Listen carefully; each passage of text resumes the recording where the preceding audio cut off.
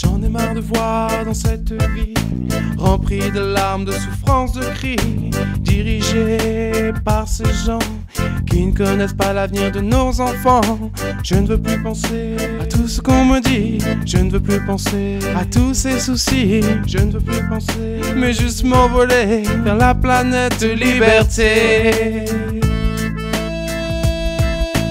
Un saludo para todos los que desde cualquier lugar del mundo y utilizando las redes sociales nos escuchan este diálogo o van a escuchar este diálogo que sostenemos Félix José Hernández, que está en París, Francia, y Carlos Manuel Estefanía en la mañana del 24 de mayo del año 2014. Generalmente tenemos nuestro diálogo un poco más avanzado el día, el sábado, aunque a veces lo hemos hecho el domingo, pero hoy es un día muy especial, ya que Félix José tiene que ser testigo a través de los medios de qué va a pasar en el Festival de Cannes. Entonces Félix José y yo mantenemos hoy en plena mañana una charla que va a estar llena de noticias, referencias culturales, referencias incluso a tradiciones, que aunque se centra fundamentalmente en lo que acontece en Francia, pues alguna vez o en algunos momentos se va a desbordar y va a recorrer distintas partes del mundo. Se trata no solamente de un resumen informativo, sino también de un análisis crítico de lo que está pasando. Una manera alternativa de ver la noticia y que tiene un gran valor, ya que es hecha desde la perspectiva de dos seres humanos que vienen del nuevo mundo, afincados en el viejo mundo, que conocen a sus conciudadanos, pero que además traen códigos muy especiales que les permiten interpretar las cosas de una manera un tanto diferente. Hola Félix José, ¿cómo está París este 24 de mayo del año 2014? Nublado, con lluvias como toda la semana, no ha parado de llover, pero bueno, creo que estamos, después de haber tenido días maravillosos, estamos casi, como se pudiera decir, regresando al otoño, ¿no? Extraño. Para nosotros nos impresiona, porque en realidad, ¿qué queda para tener buen tiempo? Junio, julio y agosto, y más nada que eso. Así que bueno, porque después ya en septiembre comienza la lloviznita, una ciudad tan bella, en un lugar con un clima oceánico, pero ¿qué se va a hacer? Nos tocó vivir aquí. Decía que era extraño porque aquí un poco más arriba, pero generalmente tenemos un clima y tenemos un estado climático bastante parecido. Hace bastante sol y el día está muy bonito, ¿no? Bueno, vamos a comenzar con lo que ocurrió el 21 de mayo del año 1804, cuando abrió sus puertas el cementerio de Père Lachaise. Es el cementerio más célebre de Francia. Cada año millones de turistas lo visitan, la parte, la mitad es muy antigua, o sea, de 1804, y entonces ellos lo que han hecho es que ahí hacen todas las películas de terror, de fantasmas, etcétera. Hay numerosos gatos negros que se pasean entre las tumbas, y tú ves los panteones con las rejas oxidadas, las lápidas partidas, y no tocan nada, para dar una idea de que es algo muy impresionante, ¿eh? Pero bueno, este cementerio fue inaugurado, como tú bien dijiste, el 21 de mayo de 1804 y fue creado en las afueras de París, porque había una ley del 1765 que prohibió los cementerios en la ciudad, pero la gente estaba acostumbrada a enterrar a sus muertos en las iglesias o en minúsculos cementerios alrededor de las iglesias, por lo cual allí nadie quería ir a ese lugar tan lejano que hoy está en el centro de la ciudad, ¿no? Y para atraer al público para que van allí a sus difuntos, pues la alcaldía de París decidió transportar hacia allí los restos de Molière y de La Fontaine. Mucho éxito. Todo el mundo quería estar cerca de Molière y de La Fontaine, y 13 años más tarde ya tenía 33.000 tumbas. Actualmente hay 69.000 tumbas y una colección enorme de personas célebres, desde cantantes como Edith Piaf, Montand, hasta el terriblemente triste Muro de los Federados, donde fueron fusilados allí en el interior del cementerio una gran cantidad de personas que participaron en la Comuna de París. Sabes que estaba mirando unas fotografías del cementerio y de alguna manera me recordó al cementerio Colón. Supongo que muchos de los mausoleos y tumbas hayan sido de alguna manera copiados por la aristocracia o la burguesía cubana, ¿no? Porque me parecía estar viendo ese cementerio que no deja de ser también un cementerio bello, ¿no? Y que siguió estas mismas reglas, o sea, un cementerio que se hacía en las afueras de la ciudad, pero es que la ciudad después va creciendo y llega un momento en que lo incorpora. ¿Ha pasado lo mismo con este cementerio en París? ¿Ya queda dentro de la ciudad o sigue en las afueras? Está en el centro de la ciudad. Exactamente, eso es lo que ocurre. Bueno, dejemos el cementerio y vayamos al deporte. Vayamos a esos 400 metros que suele tener la pista de atletismo, ¿no? ¿De dónde viene eso? Pues tú sabes que la pista del atletismo moderno tiene 400 metros, pero su origen está en los Juegos de la Antigüedad. En aquella época los atletas tenían que dar una vuelta a la pista que medía en realidad 384 metros. Era muy popular darle 2 vueltas a la pista en los estadios antiguos de Grecia, cuyo largo era de 192 metros, debido a que era 600 veces la medida del pie de Hércules, según la mitología. Pero después, cuando apareció el atletismo moderno, sobre todo en el Reino de Gran Bretaña en el siglo XIX, para que los estadios tomaron su forma actual. Y los ingleses, cuya unidad de medida es la milla, pues quisieron, ¿cómo se dice en español?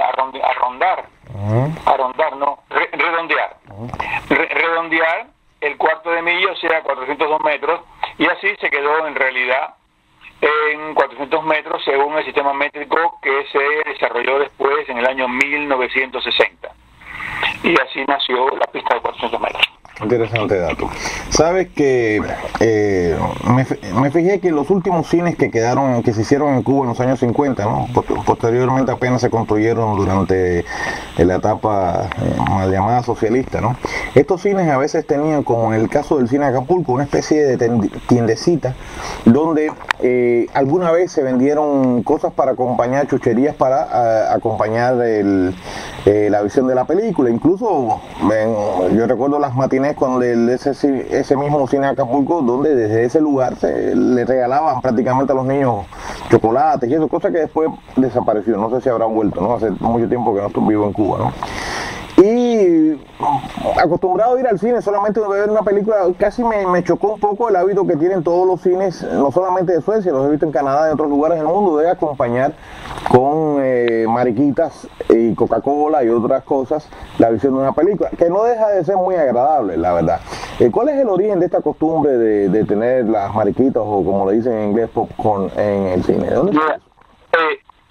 Yo recuerdo, yo iba de niño al cine Manzanares en Infanta y Carlos III, y por 25 centavos tú veías una comedia del Gordo y el Flaco, una comedia de Tres Chiflados, los sketches de Garrido y Piñero, después veías el noticiero, y había 3 películas, una del oeste, una de Peplum, o sea, El Gigante Maratón, contra los bárbaros, y después otra película más. O sea, tú ibas a la 1 de la tarde, salías a las 8 de la noche por 25 centavos, y constantemente pasaba el vendedor de pocicle, galletica, esto, lo otro. O sea que era una cosa que hoy en día sería inimaginable, ¿eh? Pero bueno, si se comen estos popcorn en el cine, el origen viene en la crisis económica del año 1929. En aquella época los americanos, que eran muy pobres, recuerda que no había la televisión, iban a las salas de cine, que era muy barato, y el maíz convertido en popcorn, ¿no?, era propuesto en el exterior de los establecimientos por un precio muy económico. Los propietarios de la sala al principio no querían que la gente entrara comiendo, pero después se dieron cuenta de que eso podía ser un negocio también, y ellos mismos comenzaron a fabricarlo, a producir los popcorn.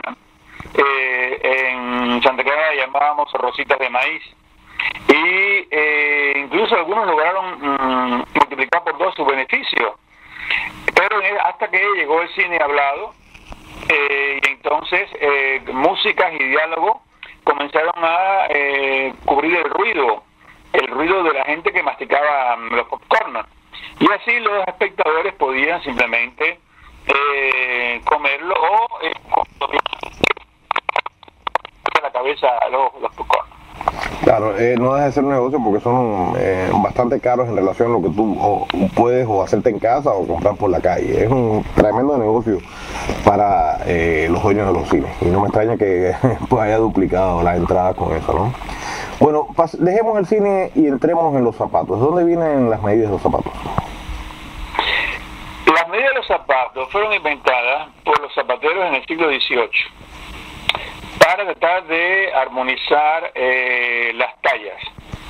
En aquella época no existía el sistema métrico y los zapateros se basaban en lo que ellos llamaban la medida de París, que era igual a 2/3 partes de centímetro, o sea, 0,666 centímetros. Y fue una de las numerosas unidades de medida que existían en aquella época. Este origen es un poco impreciso, ¿no? Pero bueno, fue escogido y fue el que más se utilizó en la Edad Media. Se sabe que, por ejemplo, la medida 40 corresponde a un pie de talla 40 veces 0,666, o sea, 26,6 centímetros de largo.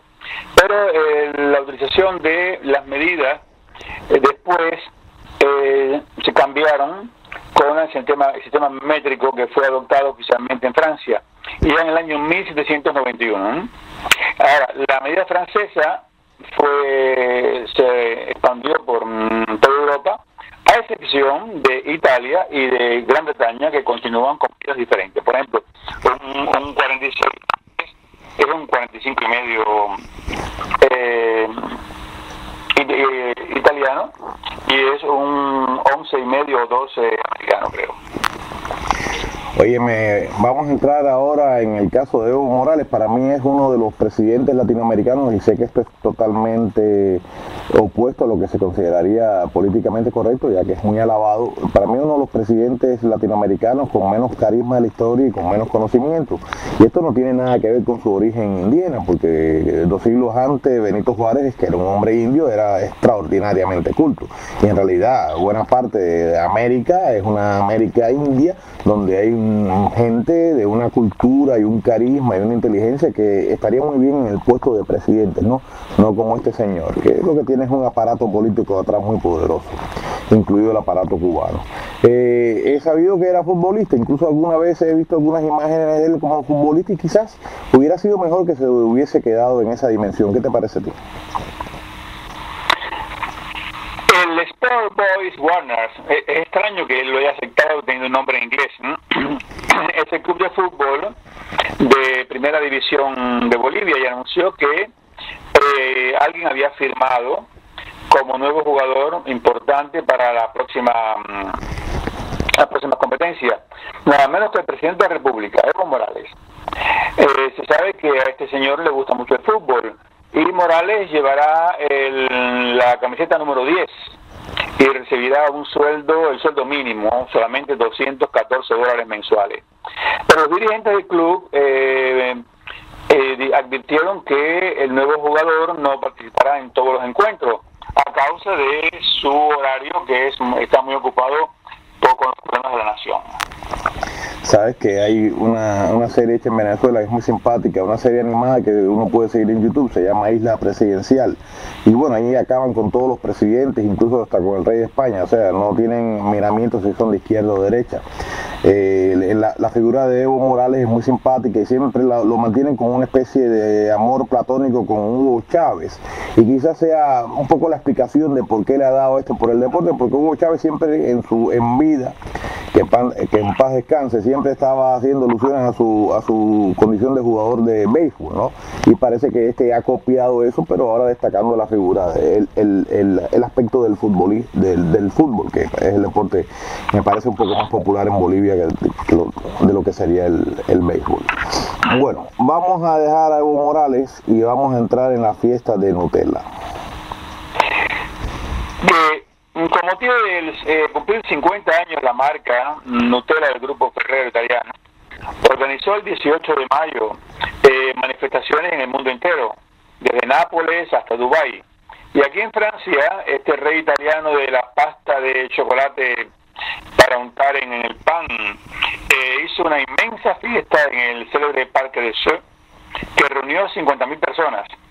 Conciertos de Ben L'Oncle, Soul y de Louis Bertignac, y después un gigantesco cake o tarta, lógicamente con chocolate Nutella, concebido nada menos que por el jefe de la pastelería del celebérrimo Hotel Bristol, Laurent Janin. Así que a comer chocolate y viva Nutella. Sí, yo tengo que cuidarme un poco de eso. Vamos a entrar ahora, vamos a dejar a Nutella y vamos a hablar de piscinas. Hace algún tiempo yo vi una noticia que realmente me dio una especie de vergüenza ajena, ¿no? Y era el caso de unos niños gitanos que no habían dejado entrar en una piscina española, y era algo equiparable a ese racismo tradicional que siempre se había atribuido solamente a los Estados Unidos. Pero parece que en ciertas condiciones no solamente el origen étnico se convierte en un cierre a una piscina, ¿no? Hay piscinas que son exclusivas para ricos.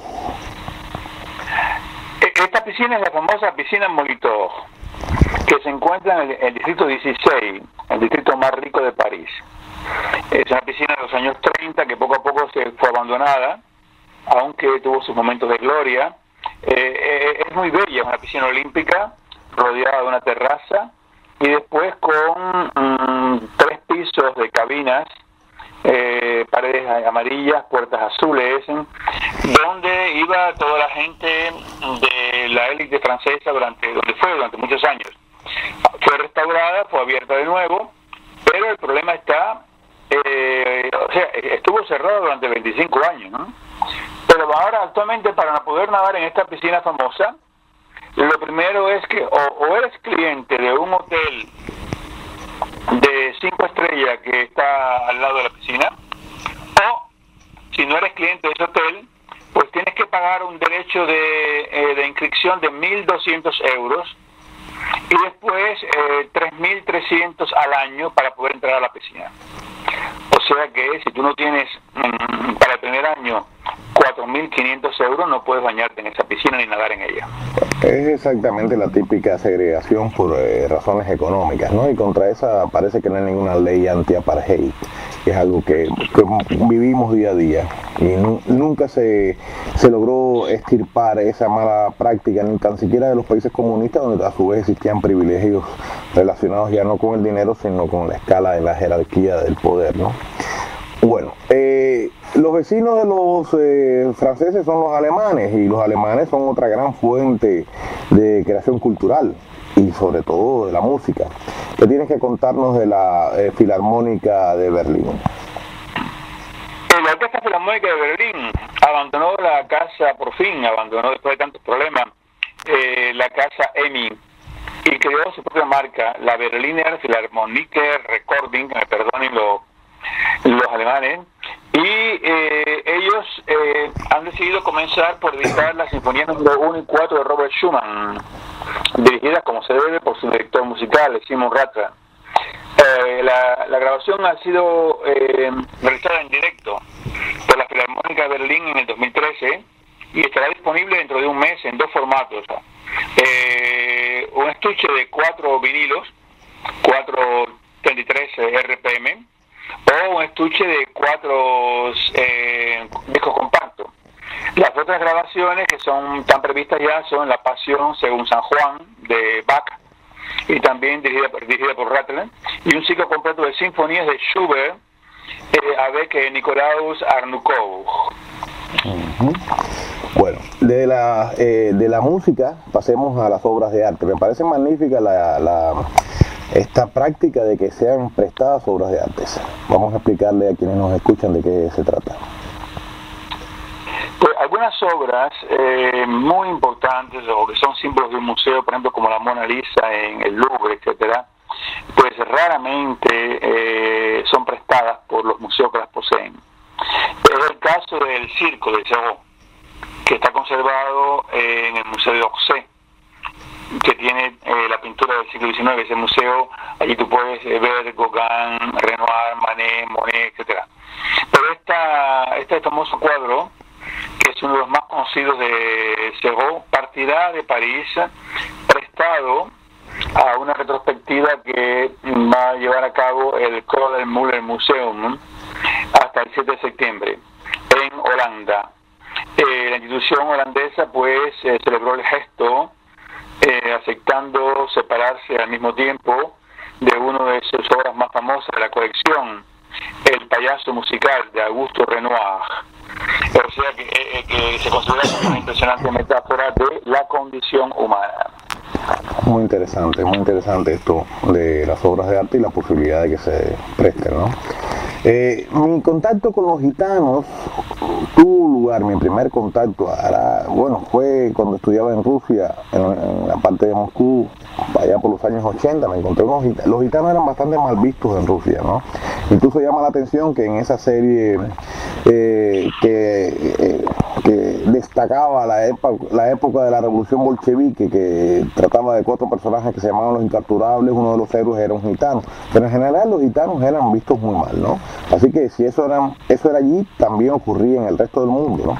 Y recuerdo que unas gitanas me llamaron para verme el futuro, me pidieron que me viera un espejo, yo les di un dinero, pero empezaron a querer sacar más, y cuando me negué, me echaron una maldición, y parece que tiene fuerza porque a los pocos días me pasaron cosas terribles, ¿no? Esa fue mi primera experiencia con los gitanos. Me habían dicho, mira este espejo y vas a ver un ser querido. Yo no vi ningún ser querido, pero me llamaba la atención lo que iban a hacer, y bien, les di un rublo, pero cuando me empezaron a pedir más, ahí me di cuenta que eso era terrible, y desde entonces tengo mucho respeto por los gitanos. Y ahora me encuentro muchos por acá pidiendo limosna. Hay un gran problema en Suecia con el tema de los gitanos pidiendo limosna, porque los partidos conservadores o racistas, hay un partido que se llama Demócrata Sueco, está haciendo una campaña sobre la base de que se prohíba a las personas pedir limosna, ¿no? Yo, sin embargo, a mí no me molesta darles una moneda, ni tan siquiera por el hecho de que los esté ayudando económicamente, sino como una contribución a un modo de ser y a una cultura que para mí es muy valiosa, ¿no? Y además, en mi espíritu un tanto anarquista, pues me identifico con esa rebeldía natural que tienen los gitanos en su forma de ser, ¿no? Hace poco hubo un problema porque hubo un evento contra la discriminación de los gitanos a partir de que habían estado siendo registrados por la policía, y en el hotel donde tenía lugar ese evento, cuando una de las figuras invitadas fue a entrar con su ropa de gitana, que es muy exótica, pues no la dejaron entrar en el restaurante. Hago todo esta pequeña introducción para que caigamos en el tema de los niños nómadas. La Asociación Francesa de Magistrados, cuyo trabajo es el de la juventud y la familia, estima que estos niños delincuentes son demasiadas veces son clasificados como menores aislados extranjeros, con motivo de que cuando ellos son arrestados dicen que viven separados de sus padres, una situación que impide que se tomen medidas para educarlos en centros especiales, en escuelas especiales, y sin embargo tienen después que soltarlos y ellos siguen cometiendo delitos. El tema fue tratado en la Asamblea de Magistrados que tuvo lugar en el Palacio de Justicia de París el 16 y el 17 de mayo. Sin embargo, la Corte de París el martes pronunció penas contra los miembros del clan Amidovic, que fueron acusados de haber forzado a niños, principalmente niñas menores de edad, a robar en el metro parisino. Los adultos fueron condenados a penas de prisión de 12 años. Es interesante cómo siempre Francia ha lidiado con los gitanos y la presencia permanente de estos personajes en la literatura. Lo mismo uno lo ve en El Jorobado de París, que en Enrique de Lagardère.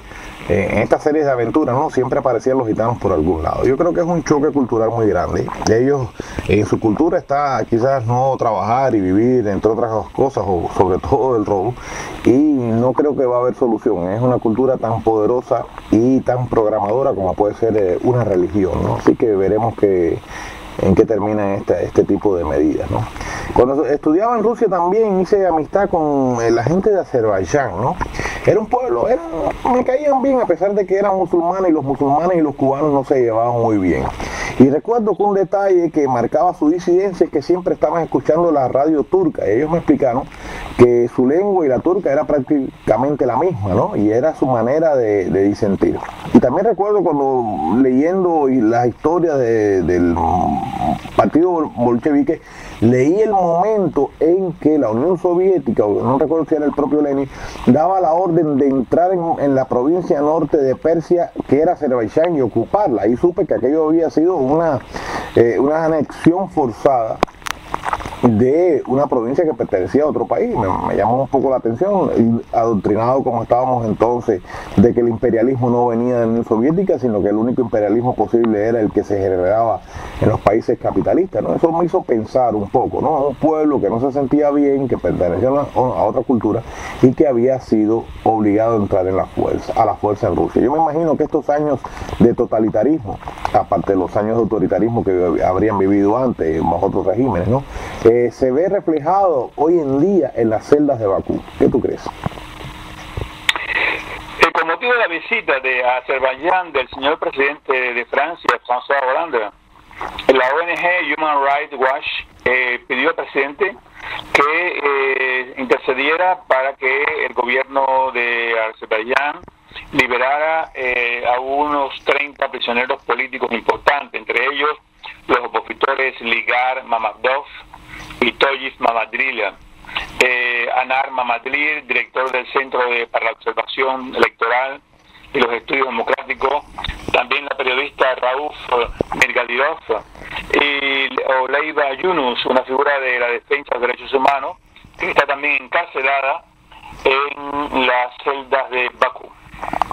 Sabes, tengo contacto con algunas personas inmigrantes que proceden de las distintas ex repúblicas soviéticas, ¿no? Sobre todo estas que no son precisamente de religión ortodoxa, mantienen unos niveles de represión y dominación y autoritarismo y violación de los derechos humanos que no tiene mucho que envidiar la etapa previa, ¿no? Y creo que hay un poco de descuido por parte de Occidente con respecto a esto. Así que menos mal que se tomó esa iniciativa, ¿no? Por estas figuras, ¿no? Bien, vamos a dejar el tema de Bakú y vamos a hablar de la apatía ante la inseguridad. Mira, que se trata de la zona del Sahara, del Sahel o de Siria, los estrategas del Estado Mayor del Ejército francés se dicen muy preocupados por la apatía o la ceguera de la Unión Europea. La mayor parte de nuestros países amigos dicen estar desconsolados, pero no se dan cuenta de la amplitud de los peligros que constituye la emergencia de una especie de autopista del Jihad, o sea, la Guerra Santa, que va de Mauritania a Somalia, la gran cantidad de droga que transita por el Golfo de Guinea, los tráficos de sustancias ilegales en la zona del Mediterráneo. Tendrán que llegar unos al pie de las murallas para que se impongan la realidad de la evidencia que desde este viejo continente los centros de Siria o de Libia son mucho más peligrosos para Europa que los problemas que hay en Afganistán, se pregunta la sociedad militar francesa. Sí, me parece lógica esa preocupación. Yo creo que toda esta apuesta por Irán, que está tan lejos, que debería ser un problema más de China y de Rusia y de la India que de Europa, muestra un poco la irracionalidad de la manera en que se trabaja la política internacional, ¿no? Por otro lado, a mí no me preocupa tanto la inseguridad en lo personal, ¿no? Yo creo que si juzgo por Suecia, y no creo que Suecia sea muy diferente al resto de los países europeos, sobre todo de la zona occidental, los niveles de control y de represión que tiene el Estado sobre la ciudadanía son máximos. Y cuando algo ocurre, desde el asesinato de un ministro que ha pasado, incluso en la sacrosanta Suecia, como el acceso de jóvenes a la droga, me parece que no es porque no se haya podido evitar, sino porque se está dejando hacer, ¿no? Entonces la situación es muy compleja. Por un lado hay una alarma que acepto del nivel de apuesta por conflictos y de intervención en conflictos que no tienen mucho que ver con Europa. Pero por otro lado no me da mucho miedo, porque yo sí creo que que los estados europeos, sobre todo cuando se conformó el megaestado que ya conocemos por la Unión Europea, es un estado que tiene mucho de control, que tiene algo de totalitario. Y uno de los recursos que se utilizaron para poder establecer ese nuevo estado, ese nuevo orden en esta zona, fue precisamente la lucha contra aquel terrorismo que en los años 70 y 80 desgastaba lo mismo Francia que Roma, que España.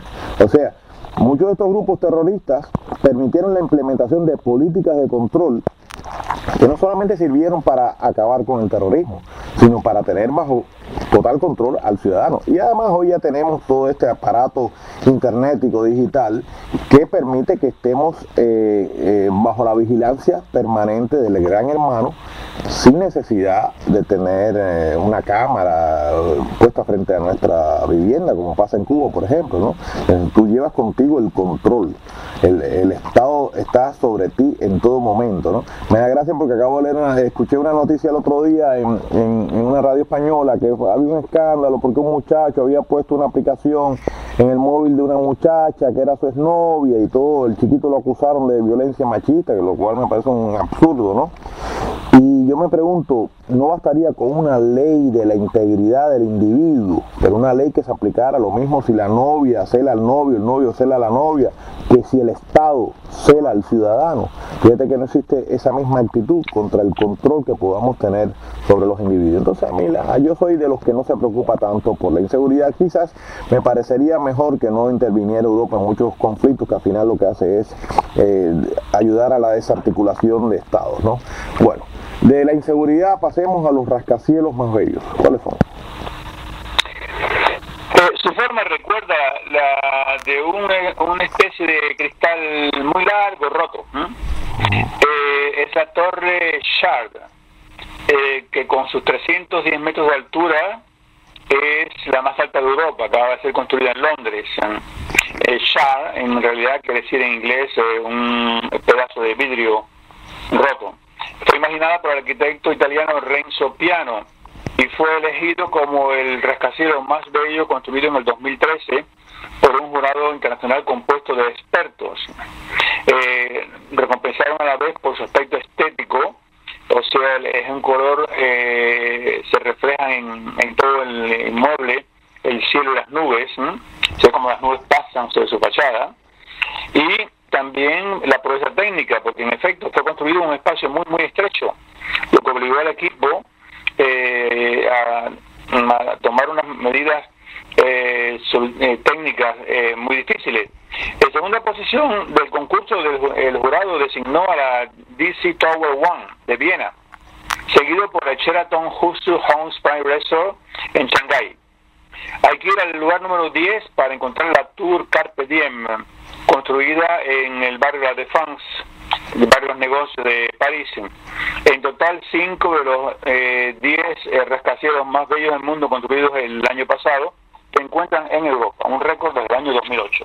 Bueno, ya lo saben los amantes de la arquitectura, a dónde tienen que ir para encontrar los rascacielos más bellos del mundo, ¿no? Hay algo que me llamó mucho la atención cuando siendo niño leí Los Tres Mosqueteros, ¿no? En este caso era que alguien detectaba que un personaje, me parece que se llamaba, o le decían Milady, que bueno, se quiere decir señorita en inglés, ¿no? Pero me parece que el nombre que tenía todo el tiempo este personaje era ese, ¿no? Ese nombre en inglés, ¿no? Le detectaban una flor de lis, y ahí se explicaba que la flor era símbolo de un pasado vinculado a la prostitución. Pero después yo supe que la flor de lis también era el símbolo de la monarquía, ¿no? Explícame un poco el origen de este símbolo. Está presente en los escudos, en las banderas de la monarquía francesa. La emblemática flor de lis dorada es en realidad un iris amarillo. Este símbolo fue introducido en el siglo IX por los reyes francos, en referencia a la batalla de Bouillé del año 507. Esta última terminó con la victoria de Clovis sobre los visigodos para conquistar el sur de Francia, el Midi, y así consolidar la potencia del reino. La batalla se desarrolló cerca de un río que estaba bordeado por iris y por pantanos, que tenía había una planta llamada lisboème en la lengua francesa, era la lengua germánica de los francos. Bohème significa flor, también que lis es el resto de la palabra, y así la flor de lis fue después, en definitiva, adoptada como emblema real a partir del siglo XII por el rey Luis VII y conservada hasta hoy por todos sus sucesores. Uh-huh. Vamos ahora a pasar al tema de la música, ¿no? He leído mucho sobre la utilidad terapéutica de la música, ¿no? Pero hay casos muy especiales en los cuales la música puede salvar la vida. Contémosle a quien nos escucha cómo es que la música le salvó la vida a alguien. Bueno, esto es una historia surrealista o alucinante. La música salvó la vida de Willie Myrick. Este niño de 10 años provoca la admiración desde hace unos días, cuando los medios de comunicación masiva americanos se enteraron de que había logrado escapar a la persona que lo había secuestrado, después de que el secuestrador casi se vuelve loco. Y para esto el niño simplemente se puso a cantar sin parar durante horas y horas un pedazo de música religiosa. Hasta al finales de marzo el chico había sido secuestrado cuando se paseaba por la acera cerca de su casa en Atlanta. Un desconocido bajó de un coche y lo metió por la fuerza en él. Aterrorizado, Willie empezó a cantar para tomar confianza, Every Praise, una famosa canción religiosa. Willie después cantó a voz fuerte, a todo volumen que podía, en el vehículo, ignorando los insultos y las amenazas del secuestrador que iba conduciendo. Una acción que pagó muy bien, porque el secuestrador abrió la puerta y lo dejó escapar, por tal de que se callara. Explicó el chico a una cadena de televisión local. Desde entonces Willie ha contado la historia y ha sido a todo el mundo y ha sido acogido como un héroe en su parroquia.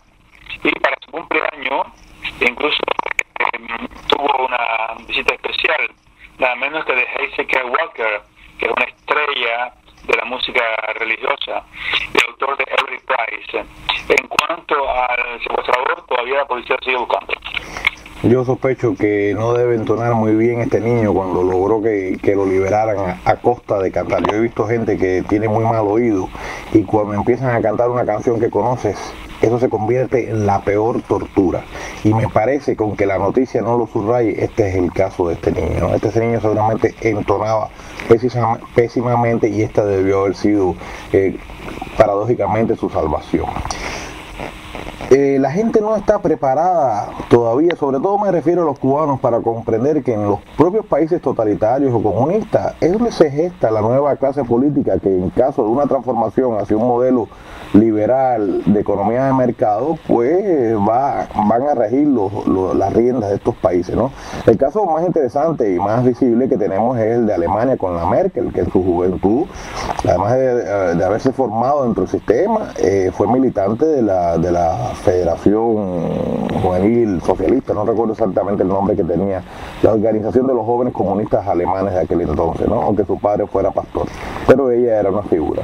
Y otro caso muy interesante es de un contemporáneo mío, un poquito, 1 o 2 años más joven que yo, que es Rosen Plevneliev, que es el presidente de Bulgaria. Es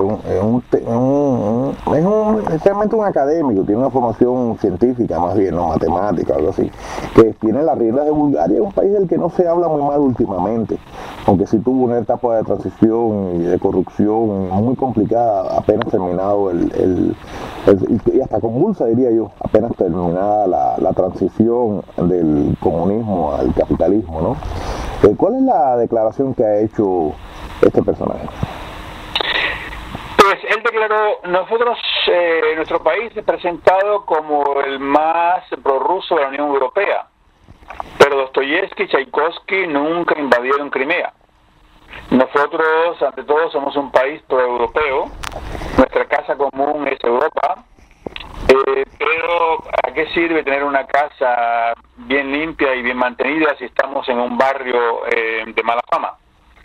Y así Rosen Plesneliev, presidente de Bulgaria, en una entrevista que acordó al semanario francés L'Express, declaró: desde el inicio de la crisis de Ucrania, los aviones de caza búlgaro tienen que despegar cada noche y volar por el Mar Negro para tratar de interceptar a los aviones rusos que efectúan vuelos provocadores. ¿Y es esto la normalidad? Sabes que es una situación muy complicada para los búlgaros, porque lo que yo he podido conocer de la historia de ellos es que ellos siempre fueron muy prorrusos, a causa de que Rusia, el zar de Rusia, había sido su protección frente a la dominación turca, ¿no?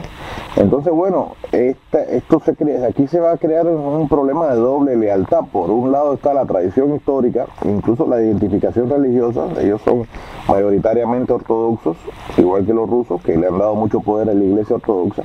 Y por otro lado, la lealtad a la Unión Europea, que desde el punto de vista económico les conviene, un choque entre intereses políticos, económicos y tradición. Vamos a ver en qué termina este conflicto, ¿no?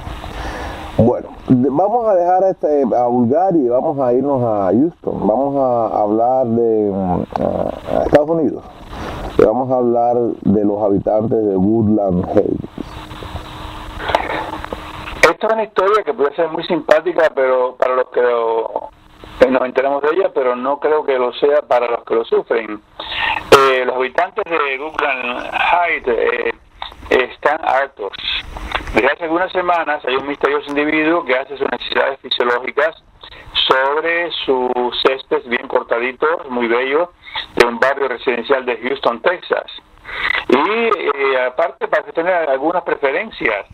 Y así es que el propietario de una casa ya ha recibido la desagradable visita 6 veces seguidas. Ha tenido hasta que instalar una cámara de vigilancia para coger en fraganti al señor, pero bueno, las imágenes no lo han podido identificar, porque este serial popper o ninja fecal, como lo llama la prensa americana, tiene sus costumbres. Resulta que el señor viene antes del amanecer o después del crepúsculo, y viene incluso con un rollo de papel sanitario, que abandona el papel en el jardín de las casas junto a los excrementos, lo cual provoca cólera en los residentes. Es nuestro barrio, la gente pueden creer que ellos pueden hacer todo lo que quieran aquí, pero no, aquí no, este es nuestro barrio, dice una indignada habitante a los periodistas. La policía incluso ha tenido que hacer rondas más continuas, pero hasta ahora el señor sigue haciendo sus necesidades en los céspedes más bellos de las bellas casas. Recuerda que en Estados Unidos no es como aquí en Francia, que desde las aceras hay unas grandes rejas. Allí hay césped y tú puedes llegar incluso hasta la puerta de la casa sin ningún problema. Óyeme, yo estaba ahora, cuando te escuchaba, me estaba acordando de cuando estuve en Barcelona. Para los catalanes hay una figura que es el caganer, que es un hombre, es una figurita que es un hombre sentadito haciendo caca, puede tener distintas formas, ¿no? Y se supone que trae buena suerte.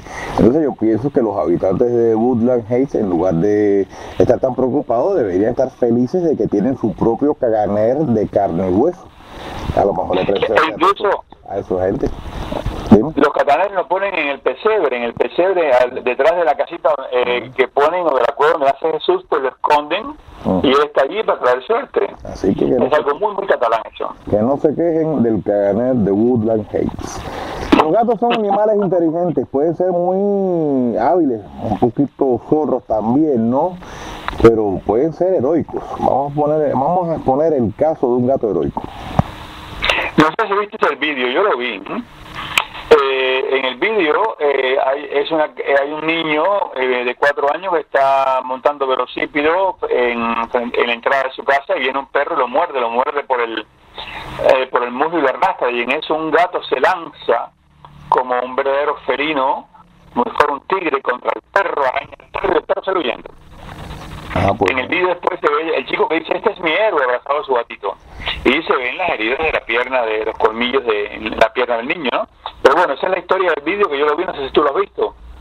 No lo he visto. Entonces, resulta que el gato se llama Tara y se ha convertido en una estrella en Estados Unidos, y debe esa gloria a la difusión por todas las redes sociales del vídeo que permitió este gato salvar al niño de la casa de 4 años que fue atacado por un perro en la entrada, y ha sido visto por más de 20 millones de personas en YouTube en una semana. ¿Cómo se llama? Y el vídeo, Tara, okay.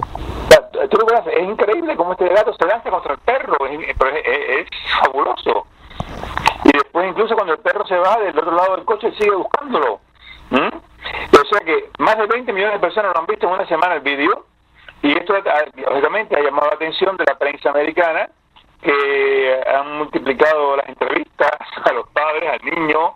El gato está su foto en toda la prensa, y Tara tuvo, por ejemplo, el gran honor el martes pasado de efectuar el primer lanzamiento en un encuentro de béisbol de las ligas menores, un privilegio que normalmente se le da a grandes personalidades.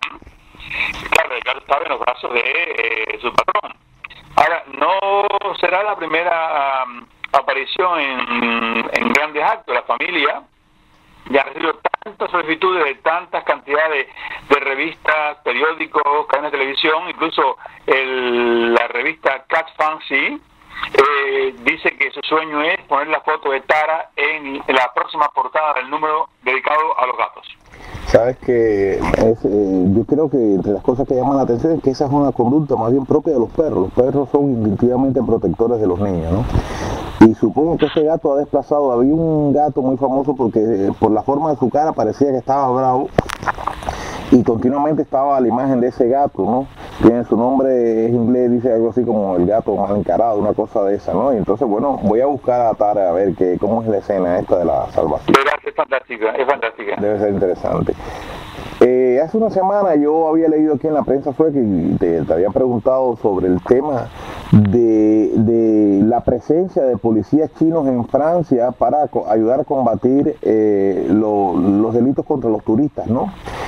Eso me recordaba un escándalo que se dio hace mucho tiempo en Suecia, cuando se descubrió, un sector de la sociedad pública, de la sociedad civil, descubrió que los policías suecos habían dado entrenamiento en las cárceles chinas. Entonces, al final te das cuenta de que más allá de las diferencias ideológicas o políticas de los sistemas, cuando se trata de ciertos aspectos de seguridad y control, pues ellos tienen mucho en común, ¿no?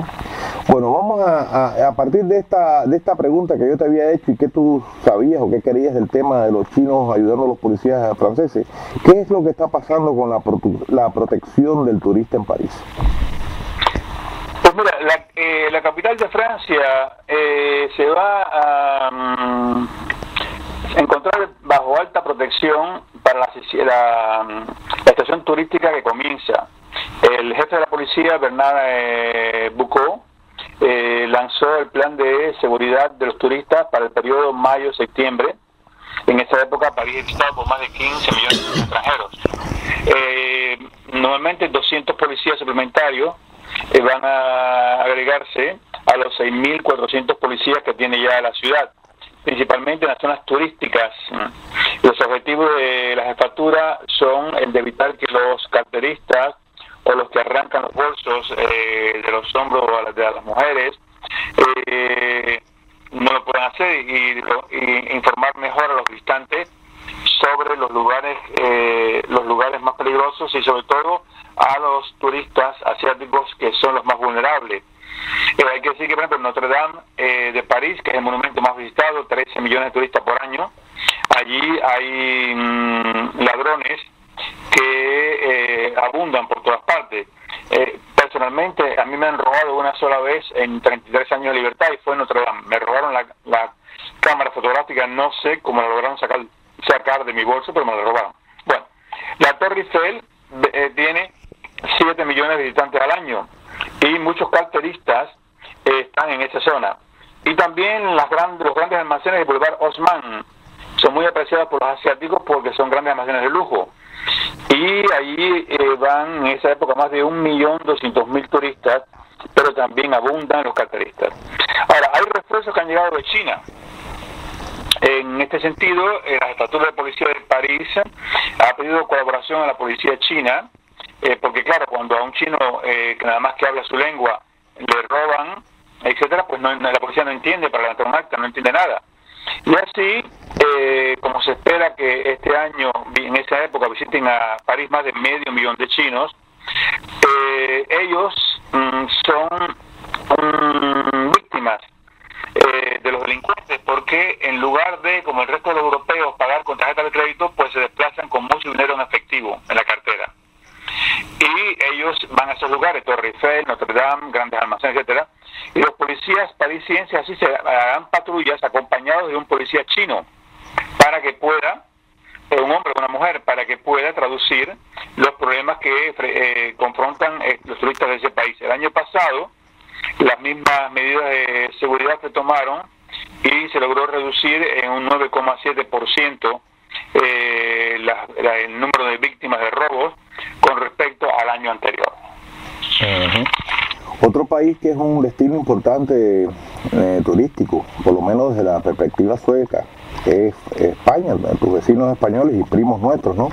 Me gustaría saber si la crisis que están sufriendo los españoles ha afectado de alguna manera su condición de país atractivo para el turismo o no. ¿Cómo está la cosa? ¿Qué sabes de eso? España es la tercera destinación mundial turística después de los Estados Unidos y Francia. España sobrepasa a Grecia y Túnez, que son dos países que van muchos europeos durante el verano, y sigue siendo el país más visitado por los franceses durante el verano. Conserva este puesto, aunque Túnez, como ya la situación política se ha solucionado en gran parte, ya no hay violencia, pues está progresando según las estadísticas.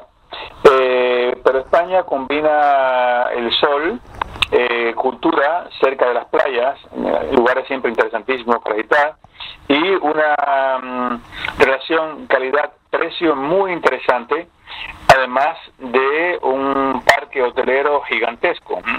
España sigue siendo un lugar muy atractivo, comenta Eric Fowler, responsable de comunicación de Fram. Según las cifras publicadas el 22 de abril por el Ministerio de Turismo español,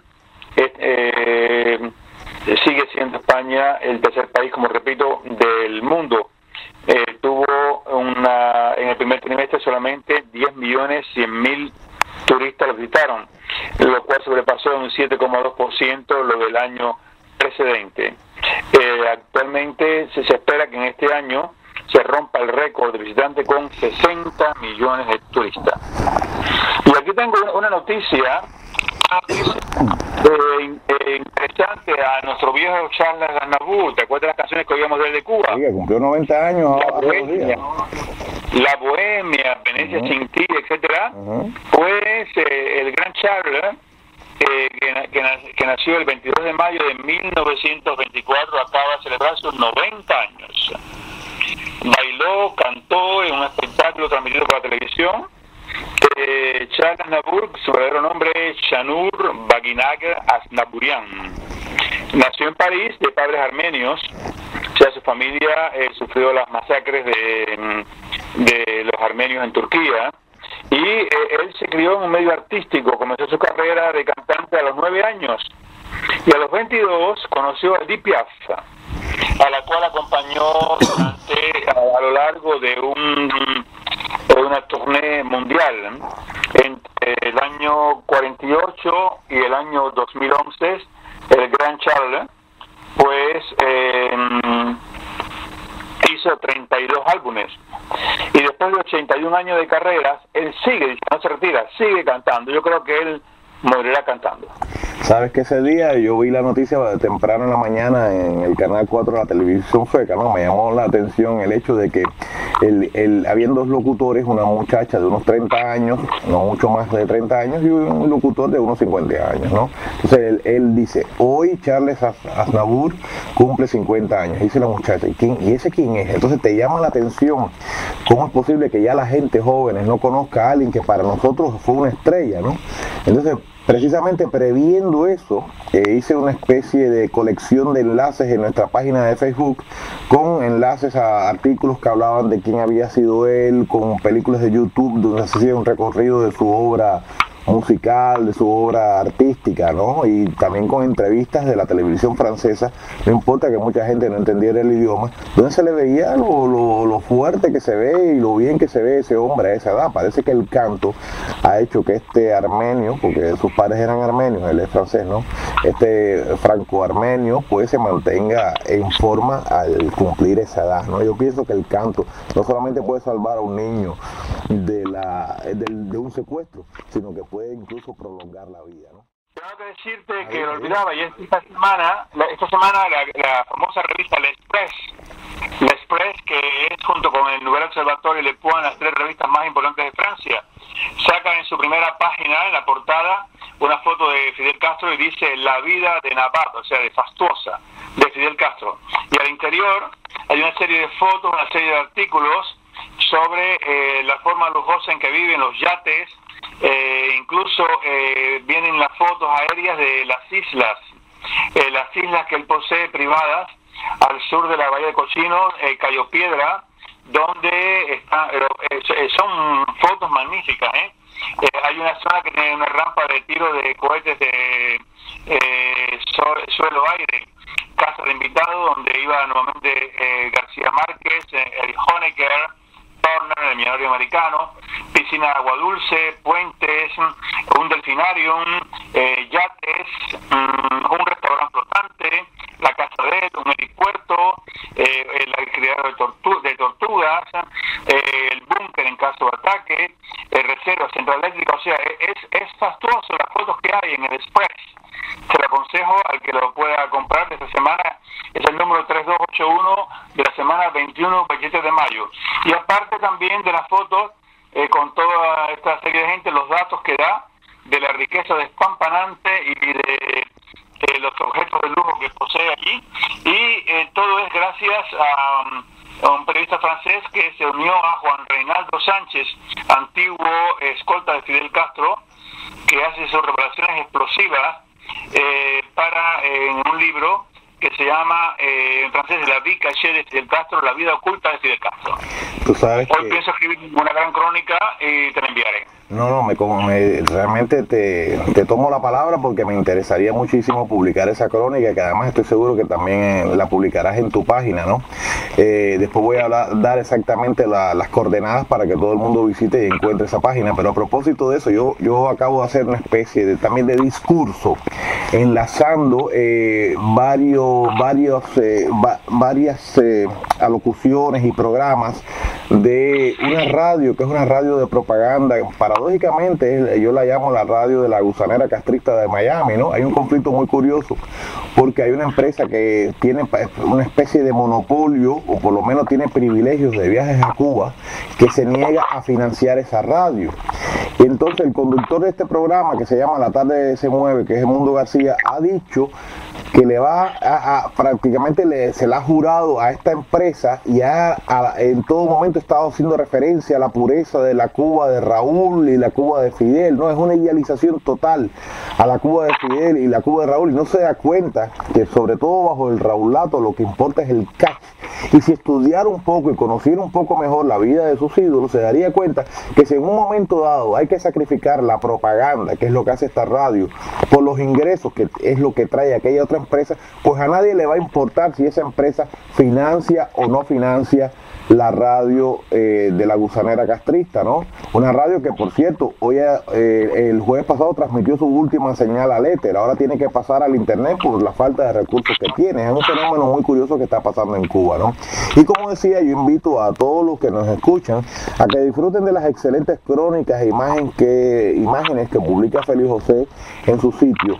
Ese sitio usted lo va a encontrar en www.cartasaofelia, una sola palabra, cartasofelia.com, ¿no?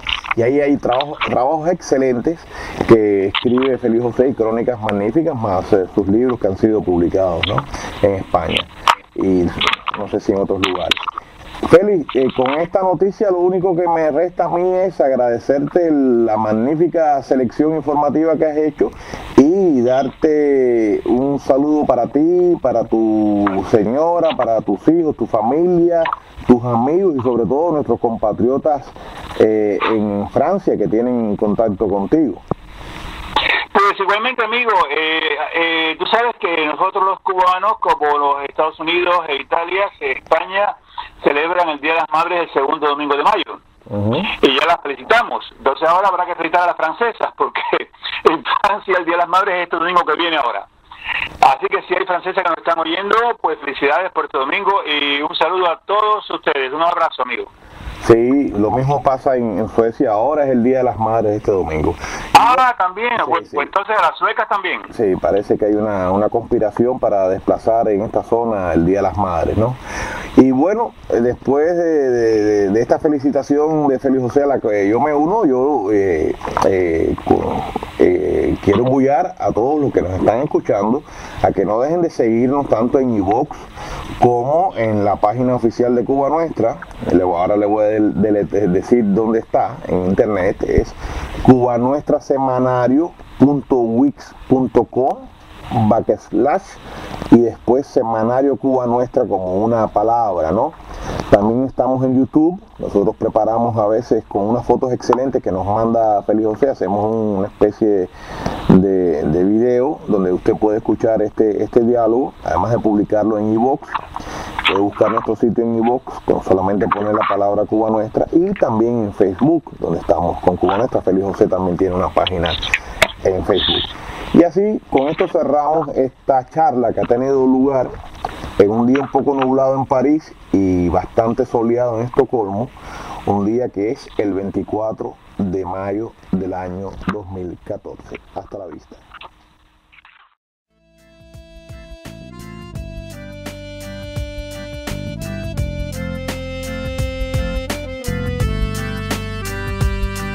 Alors je chante pour l'égalité, alors je chante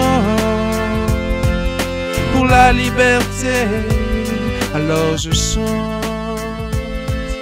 la fraternité, trois couleurs de mon